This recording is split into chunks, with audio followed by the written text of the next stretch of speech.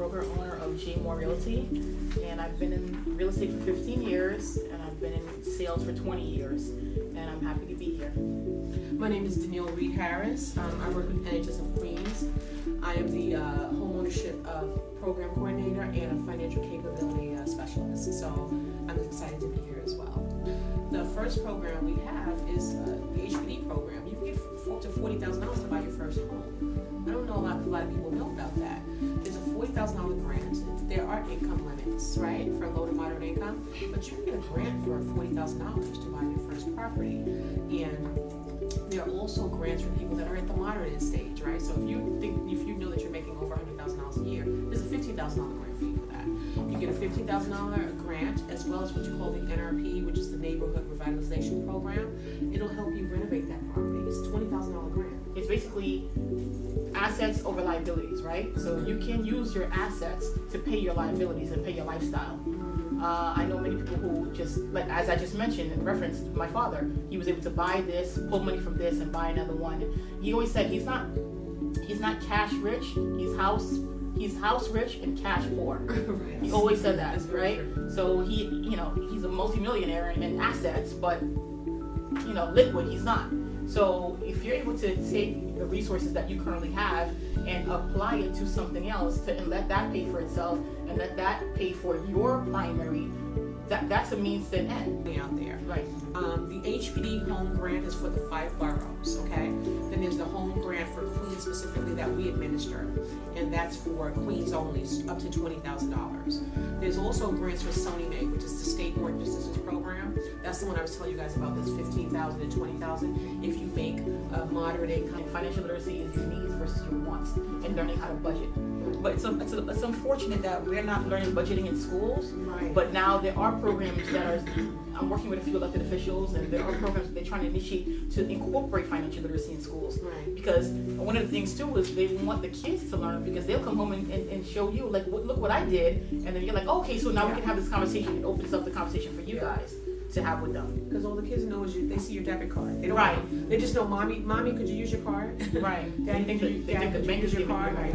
So they're working to put it in. Your mother and father, you're using the card all the time, until they don't really know what's transacting. They don't know what's going on. The first thing is estate planning. Now, for the homeowners, do you have estate planning in place? Yes. Wills, trusts. You're working on it? Yeah. Okay.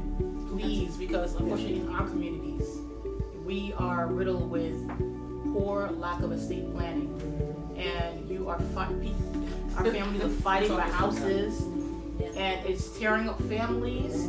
It is a nightmare, and then it's an eyesore to the community, because now the house is dilapidated in the community. I have one on my block right now. I'll give you the story. I don't think I mentioned it with the other groups. There's a house on my block.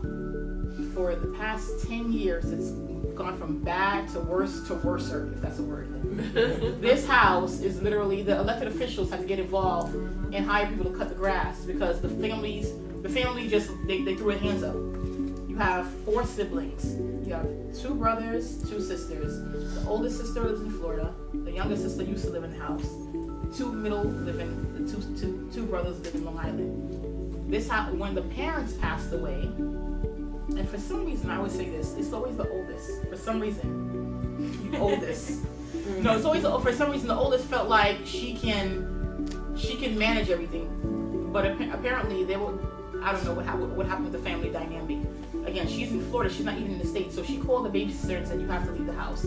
The sister left the house. Again, nobody's taking care of this house. The house has been broken into, robbed of pipes and all this, vandalized, exactly. And eventually, I think what's going to have to happen is they're going to condemn the house, because again, it's an eyesore in the community. And none of them were talking to each other.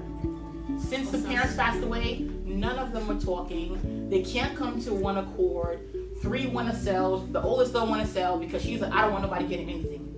The grandkids was like, in South Carolina was like, no, you don't. Because the grandkids are entitled. Right. That's our house. It's survivorship. So he was like, no. So he hired an attorney. They hired an attorney. Their attorney, the family's attorney, hired me to sell the house. So I'm hired in 16. I put the house in contract in 17. I was hired at the end of 16. Put the contract in 17. And 17, We closed this year. It was sold for $900,000. We were in contract for $960, but from the time we were in contract till present, the roof had a hole. So much rain came through the house, it caused more damage. The cops, at one point I was supposed to go into the house, and the cops, I had to call them and make sure there weren't no squatters in there. They said, we're not stepping foot in there. We don't know what, we want to fall through the walls, fall through the floors. Because he said, the cops said, that happened to me before. We could buy our own communities. And it didn't have to get that far with the family if the proper estate planning was in place, you need right? to have your wills and estate done. Everyone in here needs life insurance. Life insurance, right? Everybody in here needs. We're going to talk about life insurance, but my point with the wills and the trust is, even if the families are starting to divide and fight and say, no, grandma wanted me to have this and grandma wanted you to have, if grandma and grandpa had a will, nobody can say what grandma and grandpa wanted, right? It's there, like, this is what she wanted, this is what he wanted, and you take what you need, you're entitled to, and you buy your own property. Someone mentioned that she was upset that her tax refunds are lower now because tax codes are changing, not for us, for owners, for investors, and for real estate developers. So these opportunity zones are ways to minimize your taxes. So if you hold your monies in a fund, an opportunity, so let's say this fund is created, you're like, okay, I'm gonna invest in Brownsville, and I want to maximize my investments without having to pay all these capital gains when I decide to sell. Right. If you hold your investment for 10 years, now when you sell, if let's say you buy for $1 million and you sell it for $10 million, that difference, that spread is not taxed on. Right. It bridges the gap. It's not taxed on. So now, who did that? Did anybody? Oh, well, you guys know about opportunity zones. Tyler Perry just did that. Prime example. He just bought that 330-acre land in Atlanta, right? And that land that he purchased is on a Confederate military base, right?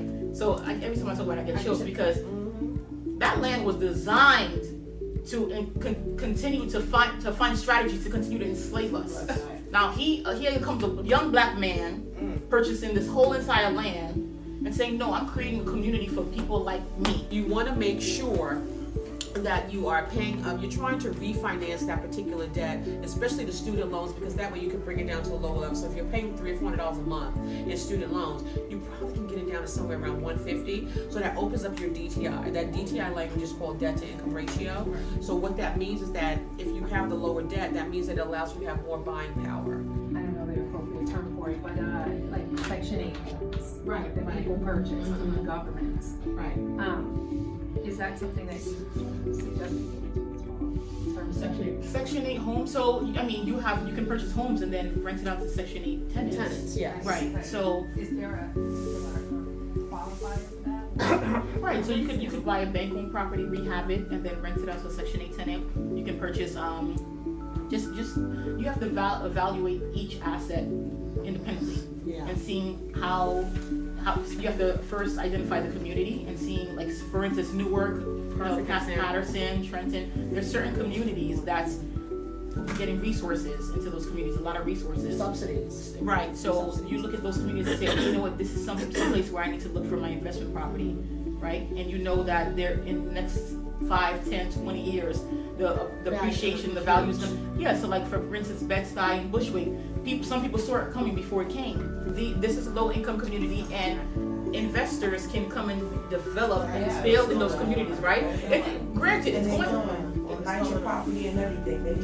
So we were talking about that. Yeah. So it's going to benefit the community, but who's going to be in the community when it benefits the community, right? They're gonna be gone. Right. Gonna be gone. So what we have to do is we have to have the conversation is how we can tap into and benefiting with the opportunity zones.